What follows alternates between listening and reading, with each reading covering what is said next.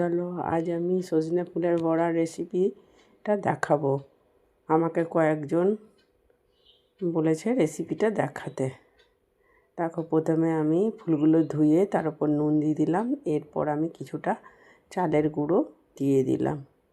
এইবার 1 মুঠোর মতো আমি ধনেপাতা দিয়ে দিলাম।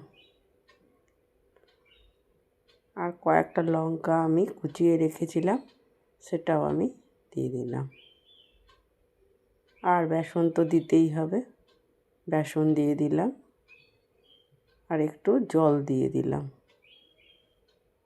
দিয়ে ভালো করে দেখো মেখে নিলাম। কিছুক্ষণের জন্য আমি ঢেকে রেখে দিলাম। এইবার আমি একটা ফ্রাই প্যানে বেশ কিছুটা সাদা তেল নিয়ে নিলাম। তেলটা গরম হয়ে এলো। এই যে দেখো, মেখে রাখা ফুলগুলোকে বড়ার আকারে চেপটে নিলাম। এবার এক এক করে আমি তেলের মধ্যে দিয়ে দিচ্ছি।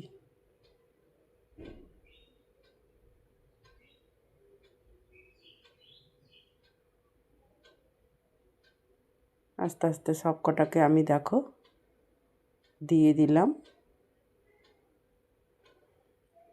এবার এক পিঠ লাল হয়ে গেলে আমি সব উল্টে দিলাম।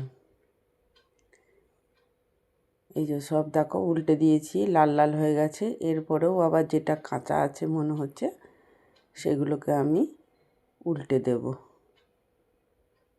এই যে উল্টে দিলাম।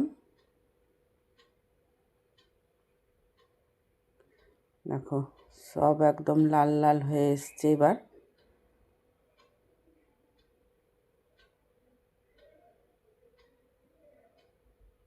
দারুণ লাগে গরম ভাতে, আর সজনে ফুল খাওয়াও ভালো এই সময়। একদম রেডি আমার দেখো সজনে ফুলের বড়া। টাটা।